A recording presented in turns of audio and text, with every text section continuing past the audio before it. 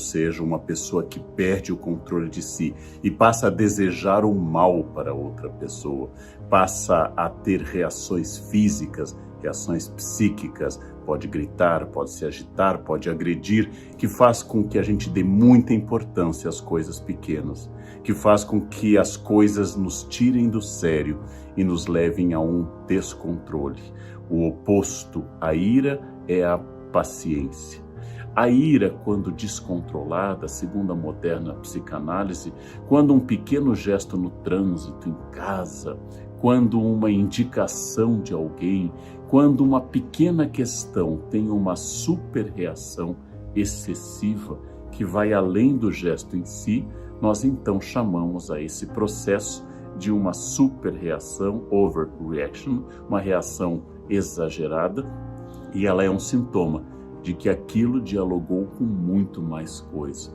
Ou seja, alguém cortou minha frente no trânsito, um gesto pequeno, e eu arrisquei minha vida perseguindo a pessoa, tomado de cólera, cheio de ira, é sinal de que eu não estou debatendo uma questão de trânsito.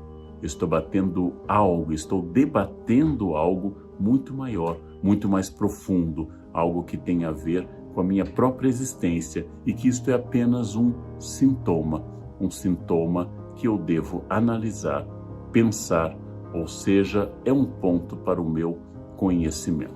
Tudo aquilo que me provoca um enfrentamento, tudo aquilo que me provoca uma oposição ao meu desejo é provavelmente um exercício.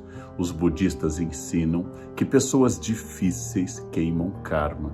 Uma pessoa complicada, uma pessoa agressiva, está ali para fazer com que eu não tenha tranquilidade com a minha vaidade, com o meu eu, com a minha ignorância, com a minha raiva, que é um veneno do espírito.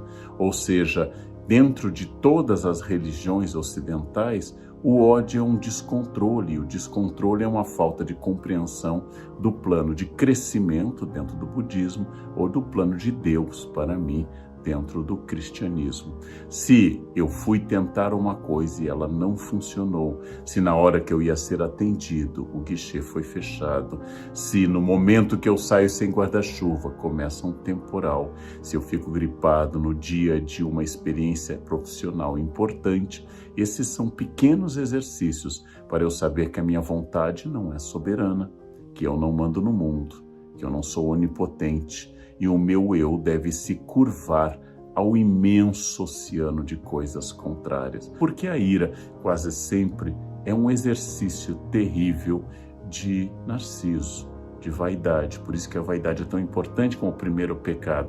Como fulano pôde me dizer isso? Quem ele pensa que é? Como esse passou na minha frente? Como essa pessoa me irrita em casa? Por que isso está fazendo barulho? A todo instante eu me vejo como centro do universo. E o universo me convida permanentemente a sair dessa posição protagonista. Entender que eu não tenho poder algum sobre as coisas ao meu redor. E a todo instante eu serei testado e testado e testado para saber se eu sou dono da minha paz ou se a paz pertence ao outro. Então, é por isso que a filosofia estoica destaca também a tranquilidade da alma, a capacidade que eu tenho de entender que eu posso mudar algumas coisas e há outras que eu não tenho nenhum poder.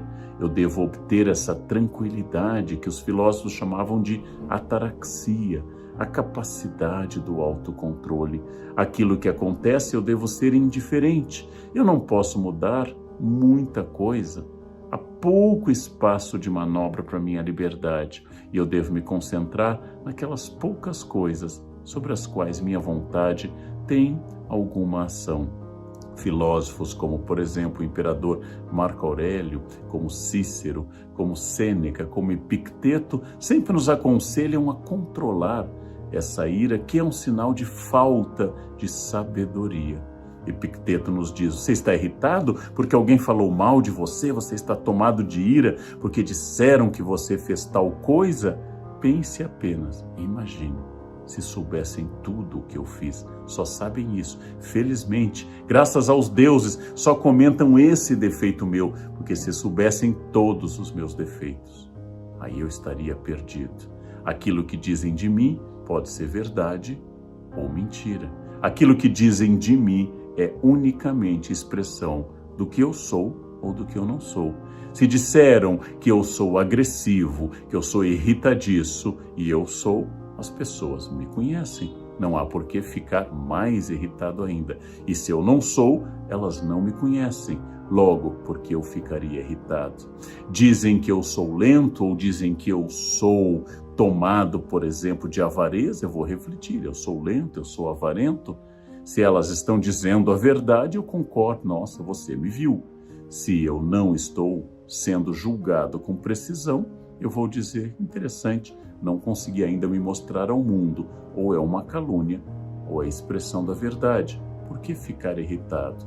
A irritação é sempre prova no estoicismo de falta de sabedoria. A irritação é um desequilíbrio, uma inquietude que mostra que você ainda não se conhece, você não sabe quem você é e que a sua paz não lhe pertence, mas pertence ao mundo. Assim, o mundo pode permanentemente tirar a sua paz. A qualquer instante, o mundo pode chegar lá e dizer algo ou fazer algo e você perde completamente o controle. Para o cristianismo, é uma falta de capacidade e imitação do mestre, sempre manso e humilde de coração. Para o budismo, é uma exacerbação do eu. Eu acho o meu eu central e a ilusão do eu faz com que eu ache que todas essas coisas acontecem por minha causa. O budismo recomenda que eu evite o ódio, porque eu vou ter que entender, a ignorância é uma das grandes pragas contra as quais o budismo luta, eu vou ter que entender que eu não sou senhor de tudo. Eu posso sentir a dor de ter chutado uma pedra, posso sentir a dor de ter sido insultado, mas não posso transformar isso em ódio, porque o ódio aumenta a ignorância, ele é fruto da ignorância, e o ódio aumenta a fixação do meu eu, especificamente do meu eu vaidoso, que se acha possuidor de virtudes e que não pode ser atacado. Existe uma chance de uma rebeldia, uma ira santa? Sim.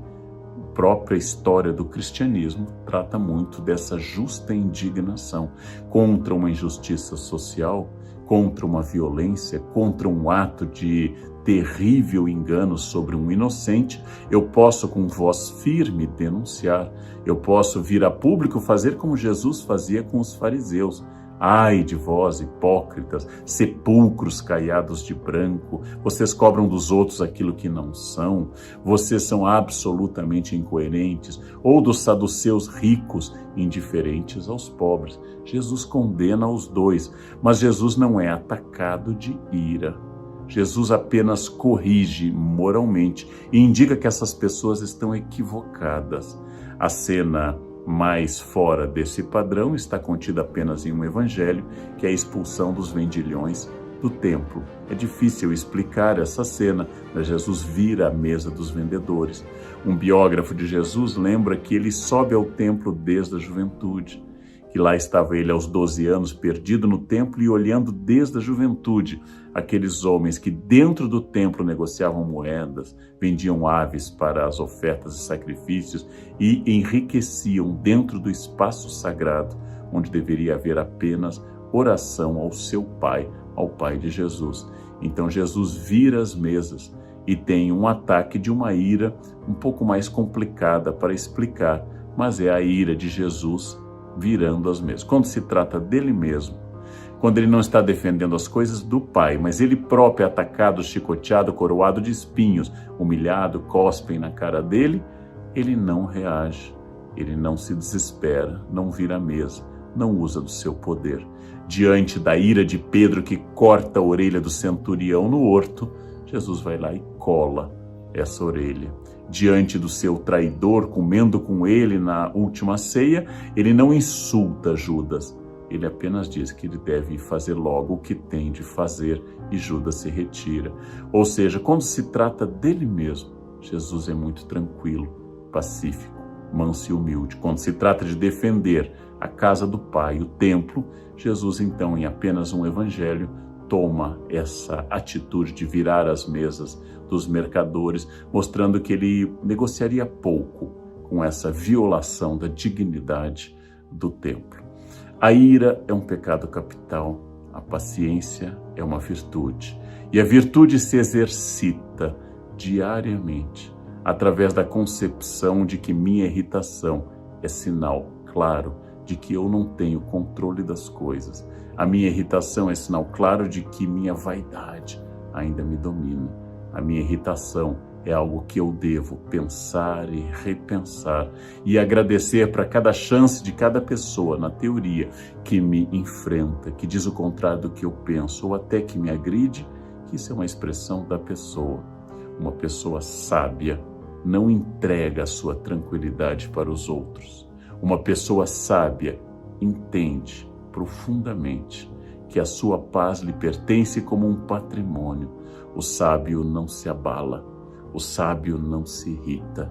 O sábio entende que sim, aquilo é contrário ao que eu queria, aquilo dificulta meu plano no momento, aquilo me atrasa.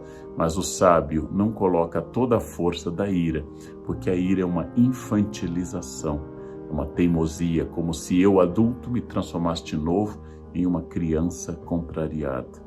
As crianças contrariadas são dominadas pelo sentimento, não podem controlá-los, não aprenderam ainda o poder da razão e a capacidade que eu tenho sim de sentir o impulso, mas de controlá-lo.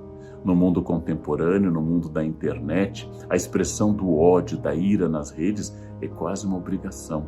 As pessoas são afogadas nesse senso violento, irado, são muito pouco pacientes, julgam rapidamente e, protegidas pelo anonimato da internet, lançam seus ataques constantes e irados sobre o mundo.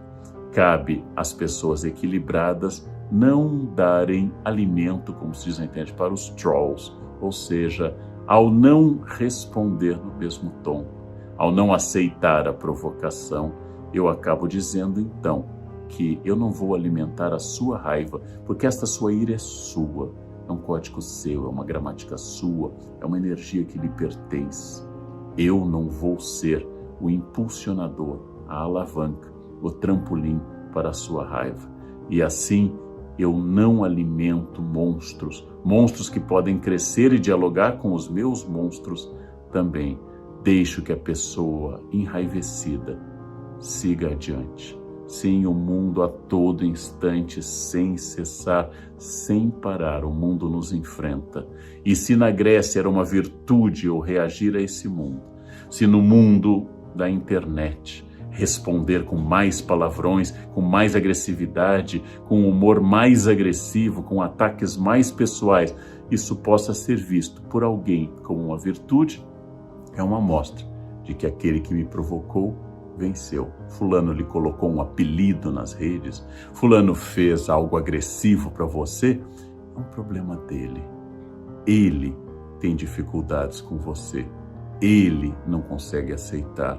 É uma escolha dele, é uma escolha absolutamente pertencente a ele. E ao fazer tudo isso, ele pergunta, vai entrar no meu joguinho de raiva?